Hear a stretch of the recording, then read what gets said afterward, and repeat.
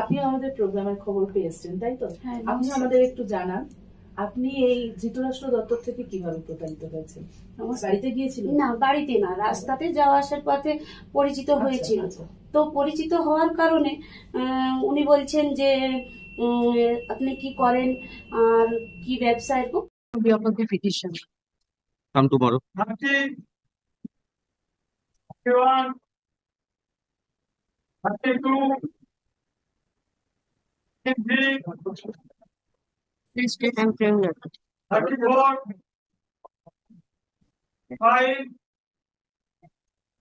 দেখছেন আদর্শ তিতুমির পত্রিকার সঙ্গে রয়েছি আমি ধৃতরাষ্ট্র।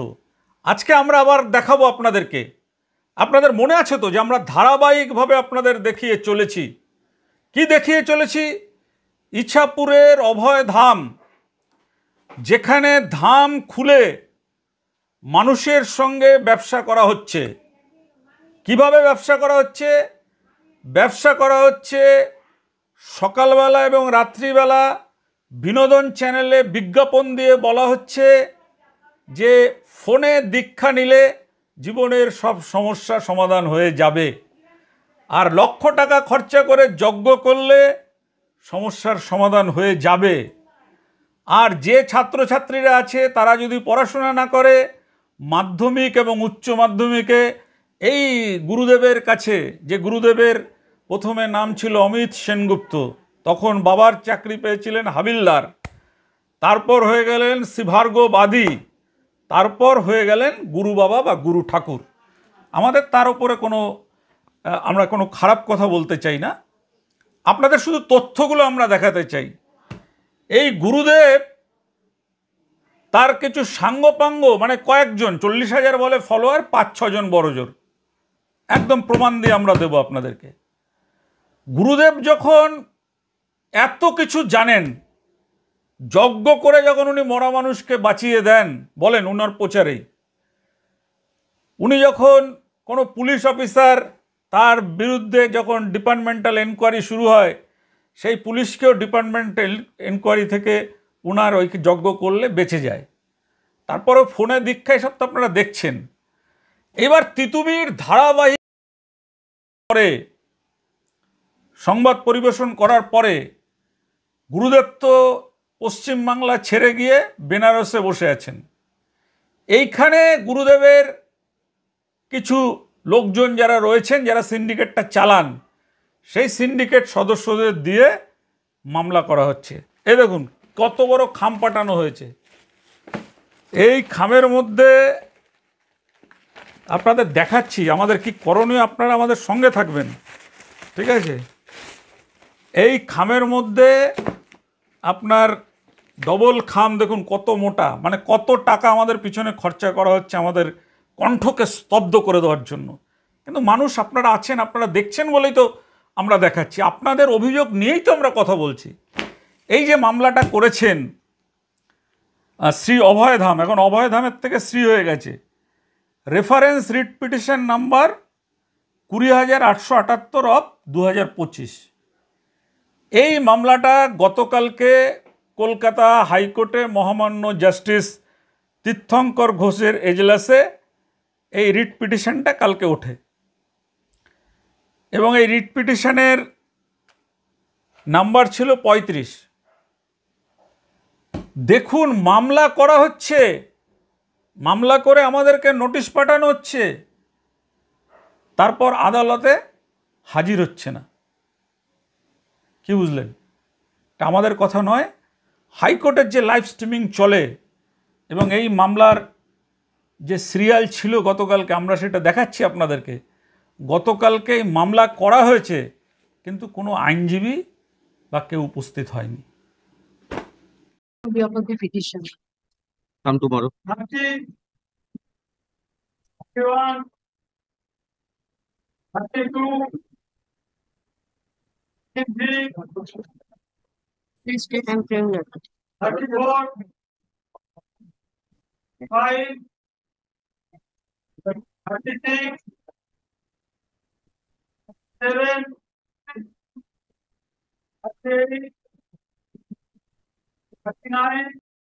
কোনো আইনজীবী উপস্থিত হলেন না। তাহলে মামলা করছেন তো সুবিচার পাওয়ার আশায়। তাহলে মামলা করার পরে আপনি যখন আদালতে যাচ্ছেন না, তাহলে আদালতের সময় নষ্ট হচ্ছে। আদালতের সময় নষ্ট হচ্ছে। আমরা যে খবর করেছি, খবরটা তো আমরা মূলত দেখাচ্ছি অমিত সেনগুপ্ত ওরফে ঠাকুর বাবা বা গুরু বাবা যা হয়ে উঠুক না কেন, আমরা তার বিপক্ষে আমরা দেখাচ্ছি তিনি যে কাজগুলো করে টাকা রোজগার করছেন, টাকা নিচ্ছেন মানুষের থেকে, একদম প্রমাণসহ। কিন্তু ব্যাটরা থানাতেও আপনাদেরকে আমরা দেখিয়েছিলাম, ঠিক আছে? এগুলো প্রমাণসহ আমরা বলছি। আচ্ছা, গু শব্দের অর্থ কি? অন্ধকার। রু শব্দের অর্থ কি? আলো। তাহলে অন্ধকার থেকে যে আলোর পথে মানুষকে উত্তরণ ঘটায় সেই হচ্ছে গুরু। আর এ কেমন গুরু? যে গুরু বিভিন্ন তার দলবলকে মানে সিন্ডিকেটের মেম্বারদের দিয়ে কোর্টে আর থানায় থানায় ঘোরাচ্ছে আমাদের বিরুদ্ধে করার জন্য। গুরুদেবের যজ্ঞে যদি এত বড় কাজ হয়, গুরুদেব যজ্ঞ করলে যদি যে কোনো মানুষের যে কোনো সমস্যা মিটে যায়, তাহলে গুরুদেব এত টাকা খরচা করে গুরুদেবের সিন্ডিকেট সদস্যদের কেন আদালতে পাঠাচ্ছেন? কেন আদালতে পাঠাচ্ছেন? আদালতে পাঠিয়েছেন, সেখানে গুরুদেব কিন্তু কোথাও উল্লেখ করেননি যে তিনি মানুষকে বলেন যজ্ঞ করলে মানুষের সমস্যার সমাধান হবে। তিনি বলেন যে স্কুলে না গেলেও 80% মার্কস পাবে তার কাছে যজ্ঞ করলে। তিনি বলেন, আপনারা দেখেছেন যে সিনেমা আর্টিস্ট শকুন্তলা বড়ুয়া, তাকে দিয়ে সকালবেলা অ্যাডভার্টাইজমেন্ট করা হচ্ছে। কি করা হচ্ছে? শকুন্তলা দেবী সেখানে বলছেন যে আপনারা তো জানেন আমি কিছুদিন বিরাট সমস্যায় ছিলাম, আমি কি করে এই সমস্যা থেকে উত্তরণের পথ পাব। তারপর আমি একদিন টিভিতে গুরু বাবাকে দেখলাম, দেখার পরে আমি গুরু বাবার থেকে ফোনে দীক্ষা নিলাম।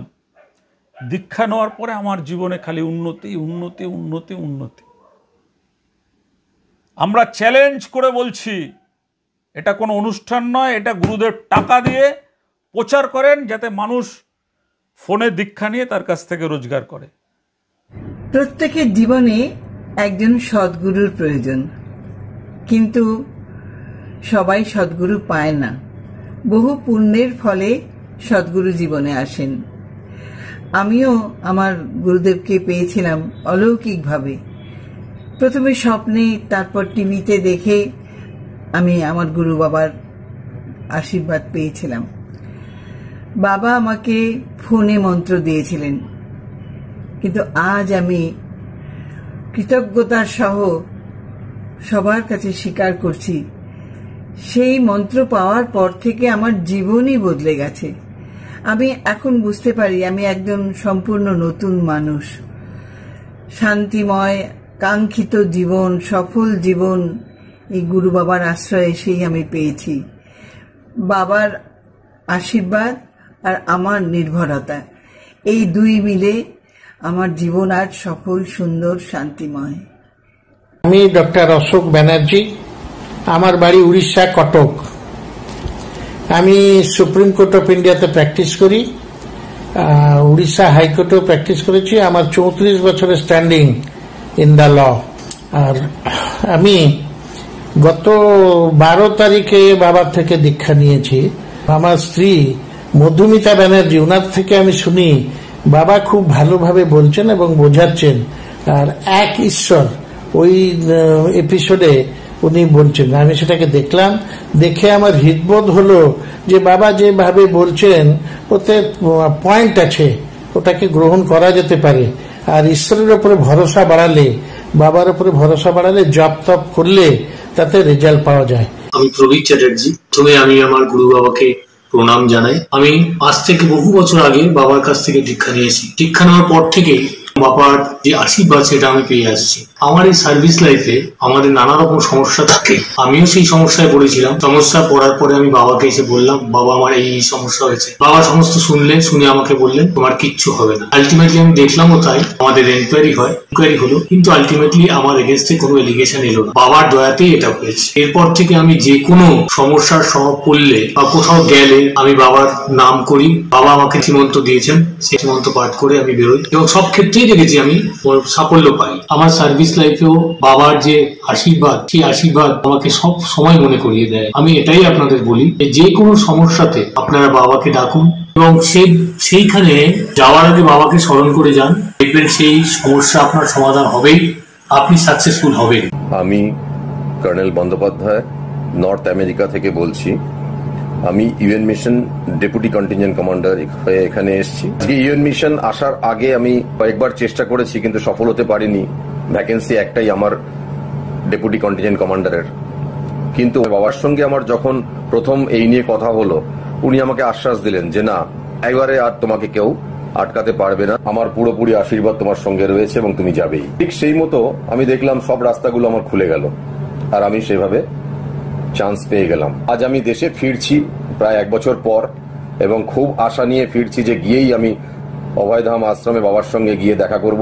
আমার কথা জানালাম যে কিভাবে আমি আস্থা রেখে এগিয়েছি এবং আজকে আমি ভারতবর্ষের ফ্ল্যাগ এইখানে চ্যালেঞ্জ করে বলছি আমরা। এবার দেখুন কোথায় কোথায় মামলা হয়েছে আমাদের বিরুদ্ধে, আপনারা তো জানতে চান।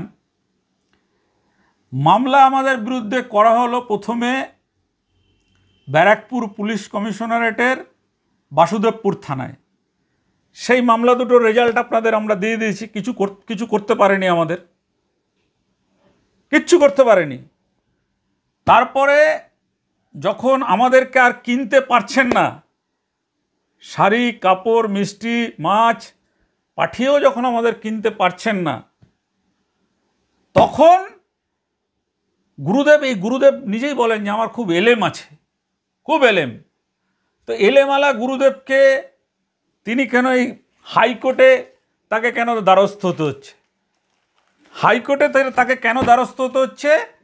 যে হাইকোর্টের দ্বারস্থ হয়ে তিনি আমাদের খবরটা বন্ধ করতে চান, খবরটা বন্ধ করতে চান। কিন্তু আমরা যে কাজটা করতে চেয়েছিলাম, যে মানুষকে যেভাবে ঠকানো হচ্ছে ধর্মের কথা বলে, দেখবেন হিন্দি শব্দতে আছে ভাগোয়া পরে, ওই গেরুয়া পোশাক পরে একজন অসাধু যদি সাধু হয়ে যায়, বাবা হওয়ার চেষ্টা করে, আমাদের প্রতিবাদ আছে, আমাদের প্রতিবাদ আছে। এই গুরুদেব প্রথমে চেষ্টা করলেন লোক দিয়ে আমাদের ধমকি দেওয়ার, কাজে আসলো না, আমরা ভয় পেলাম না। তারপর পুলিশকে দিয়ে চেষ্টা করলেন। পুলিশের কাছে যখন গিয়ে আমরা তথ্য সব দিলাম, পুলিশ বলল যে না, এটা ঠিক না, এটা ওরা এইভাবে হয় না। পুলিশের কাছে পারলেন না। তারপর গেলেন ব্যারাকপুরের মাননীয় এসিজিএম মহাশয়ের কাছে, তার কাছে গেলেন, সেখানে গিয়ে কেস করলেন। তারপরে গেলেন সিভিল কোর্টে ব্যারাকপুরে, সেখানে কেস করলেন। কি আপনারা অবাক হয়ে যাচ্ছেন যে এত কেস আমরা কিভাবে লড়ছি? আপনাদের অবাক হওয়ার বিষয়, অনেক কষ্ট করে এই অন্যায়ের বিরুদ্ধে আমাদের লড়তে হচ্ছে।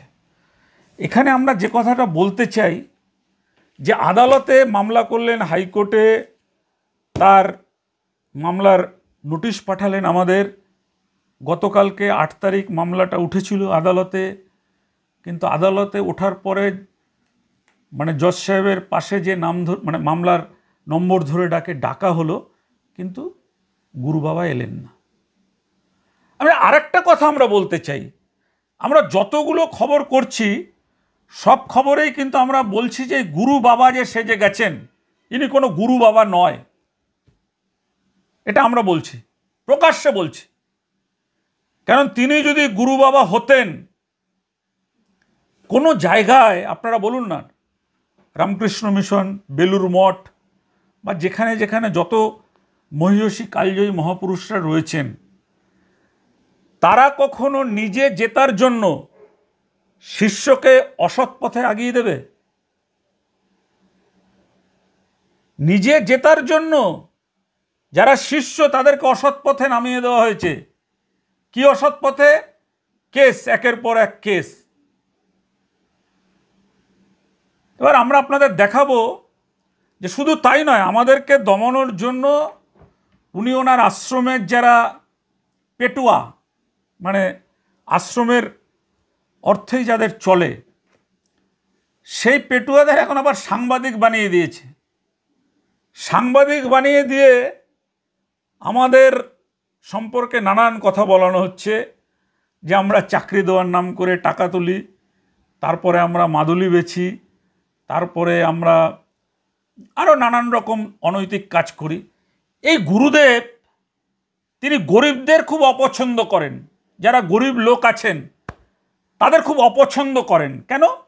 কেন গরিব লোকরা তার যে যজ্ঞ, সেই যজ্ঞে অংশগ্রহণ করতে পারে না। কেন পারে না? গুরুদেবের যজ্ঞ মানেই লাখ টাকার ফিরিস্তি। এই লাখ টাকা গরিবের পক্ষে দেওয়া সম্ভব হয় না। তাই গুরুদেবের আমার এবং আমাদের সাংবাদিক সুরেন্দ্র কুমার সিংয়ের ওপর খুব রাগ। আপনাদেরকে দেখালাম যে এর আগে ওই সমীরণ ঘোষ বলে যে ভদ্রলোক, কি বলবো আমি ওনাকে, আমি জানি না, উনি গুরুদেবের কথাই তো বলছেন যে আমাদের প্ল্যাটফর্মে জন্ম হয়েছে, আমার মা প্ল্যাটফর্মে ভিক্ষা করে, আমার বাবা প্ল্যাটফর্মে চা বিক্রি করে, আমি নাকি প্ল্যাটফর্মে উঠে মানুষের সোনার হার, সোনার চেন ছিনতাই করি, এসব বলছে। শুনেছেন তো? তাহলে যে গুরুদেবের এত ক্ষমতা থাকবে, এত এলেম থাকবে যে তার যজ্ঞে আমেরিকায় থাকা অসুস্থ রোগী লাফিয়ে উঠে গেছে, সেই গুরুদেবকে কেন এইসব কথা বলানোর জন্য সোশ্যাল মিডিয়াতে প্রচার করা হচ্ছে? একটা কথা শুনে রাখুন গুরু বাবা, একটা কথা আপনি শুধু শুনে রাখুন। আপনি বেনারসে ঠান্ডা ঘরে দুধ আমসত্ব দিয়ে ভাত খেয়ে আছেন, আমরা গরিব, ঠিকই আছে, আপনি ঠিকই বলেছেন, গরিব। কিন্তু আমরা এই গরিব মানুষের খবরে, গরিব মানুষের লেখাতেই আপনি কিন্তু লুকিয়ে থাকতে পারবেন না। এই আপনি যেসব কেসগুলো করাচ্ছেন, সেই কেসগুলোর কোথাও আপনার নাম দেননি। অভয়ধাম অ্যান্ড ইন্ডিয়ান ট্রাস্ট অফ সংকট মোচন, আপনি নিজের নাম দেন না, নিজের কথা বলেন না, আপনি অন্য লোকদের দিয়ে করাচ্ছেন। আপনি নিজে, আপনার লোকেরা বললে 40,000 ফলোয়ার, কিন্তু আমরা দেখতে পাচ্ছি 5-6 জনের আনাগোনা চলছে, সেই সমস্তগুলো করছেন নিজের নামে। নিজে কখনো বলছে না যে আমি এরকম কাজ করি, সেটা বলছেন না, আপনি বলছেন না। আমরা আদালতে এই মামলায় হাজির হয়ে বলবো যে আপনি কি কি কাজ করেন, কি কি কাজ করেন। আর একটা আপনাকে কথা বলে দিতে চাই, আপনি আমাদের পিছনে সুপারি কিলার লেলিয়েছেন। আমাদের পরবর্তী খবরটা লক্ষ্য রাখবেন, আমাদের ক্রাইম রিপোর্টার সুরেন্দ্র কুমার সিং নিয়ে আসছেন। এর আগে আপনারা শুনেছিলেন হাওড়া ব্যাটরায় সুলিপি ঘোষকে পুলিশ পরিচয় দিয়ে থ্রেট করা হয়েছিল যে গুরুদেবের নামে যে বক্তব্য দিয়েছে, যে লিখিত অভিযোগ করেছে পুলিশের কাছে, সেটা তুলে নেওয়া হোক। তারপর ওই পুলিশ বাবাজির কি হয়েছিল জানেন তো? ওটা তো পুলিশ ছিল না, গুরুদেবের শিষ্য ছিল। তারপর ওই থানায় গিয়ে হাতে পায়ে ধরে যে এবারকার মতন ছাড় দিন। এবার গুরু বাবা আবার আমাদের দিকে একটু রেঞ্জটা বেশি নিয়ে গেছেন।